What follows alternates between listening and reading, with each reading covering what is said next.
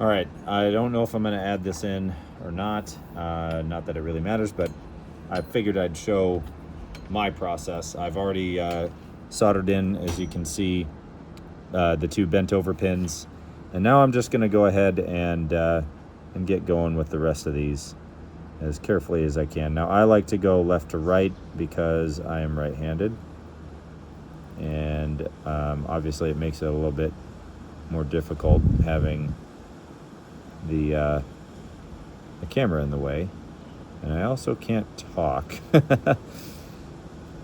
But I'm gonna do my best. And the key here when soldering, if you don't already know, is to make sure that your finished product has a convex profile to the solder into the pin. So from the pad to the pin, there needs to be enough solder there that it creates a like I'm losing my words right now. It should be enough that it goes up from the pad to the pin. If there's, matter of fact, I could probably show you what it looks like if there's not enough. Hang on, this is one of the ones I think that takes a little more heat. Yeah, it sure is. So this solder has flux in it, as you can see. Most solder does. Okay, so there we go. You can see that joint is a little bit colder than the others. I'm going to try to do not enough here. This one's also a little stubborn, so these might not be the best example. But it shouldn't take much more than about 10 seconds. You can see that one's got a lot of like kind of a spiky look. That was too cold. I'm actually going to turn up. I'm at 425 C. I don't want to melt my board, obviously.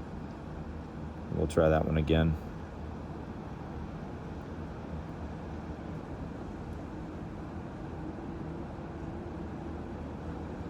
There we go. Yeah, it's better. All right, and we'll try this one here. I'll see if I can give you not enough. So let's see if I can get it to make a connection with the pad. Okay, so do you see? You can see it right there. I'm going to leave that one there for you to look at. You can see it's not, that one's also bad, right? Not enough, it's too cold. And there we go, there's another bad one. So I'm going to do this one correctly. This is also one of the stubborn ground pins, so it's going to take it a minute.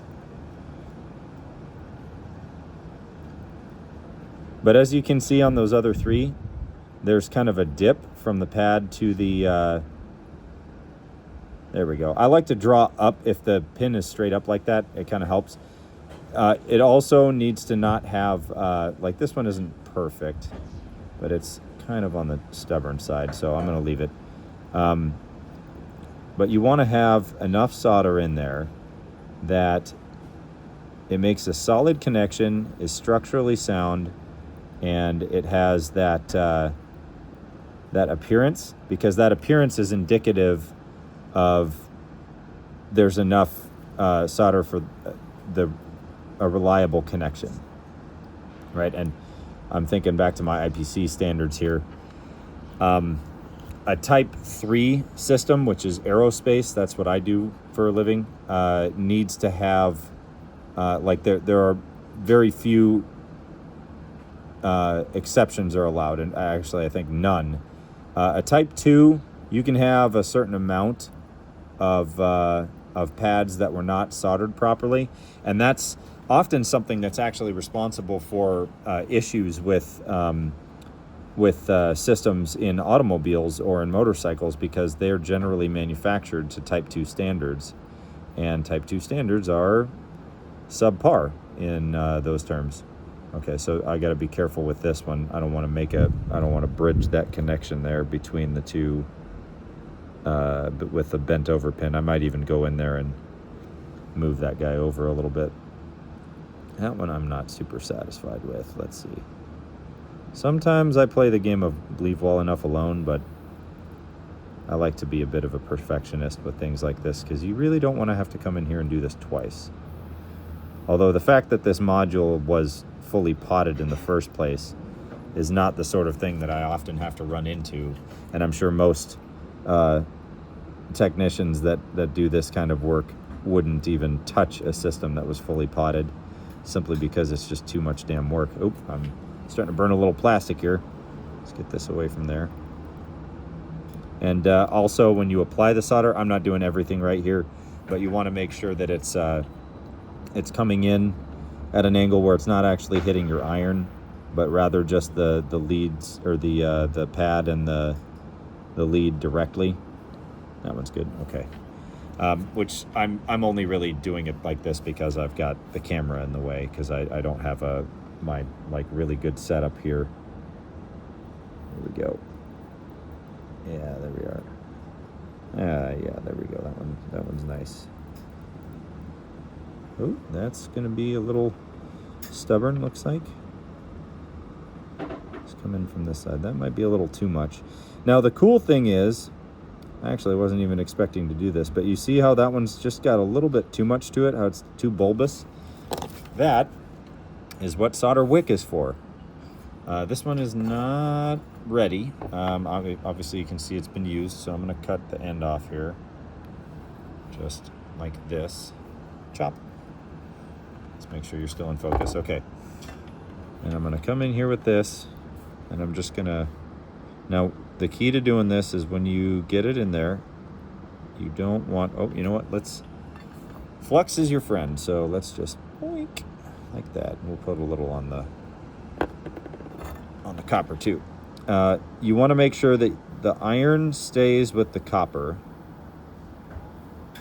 and the copper doesn't stay on the pad, because if it does, you end up pulling things. So there you go. There's one example. All right, and come in this way. Hey, cool. That is working beautifully. Oh, a little, not enough on that one. I could probably stand to have a thinner solder wire for this, because these are really small pads, but it's working okay. I'm working with what I've got.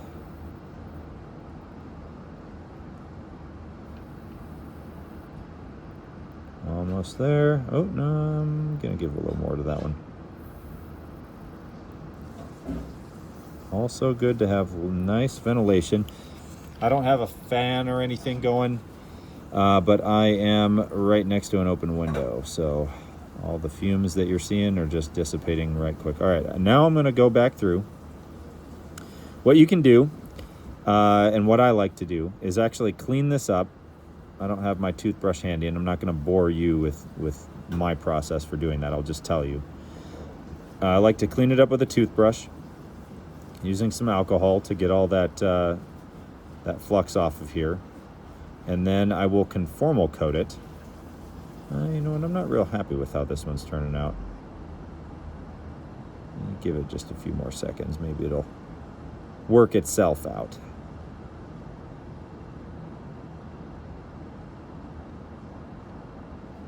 Yeah, it's getting there. My solder tip is probably a little dirty. And of course, I don't have brass to clean it with, which is a key item that I recommend everyone have handy when doing this kind of work, because it's extremely helpful. Okay, that will have to do. So, where was I? Yeah, so cleaning this up. Simple process, just a toothbrush. I mean, flux of varying types. This one is a little bit more stubborn. It's straight off of Amazon, so, you know, just go find some. It's alcohol soluble, and I like to just clean it up and then put a conformal coating in there. Now, the fact that this thing is so deep on this side, it's pretty much not going to be possible. But it is important to try to remove as much of that flux as you can before you conformal coat it, because you really don't want it in there.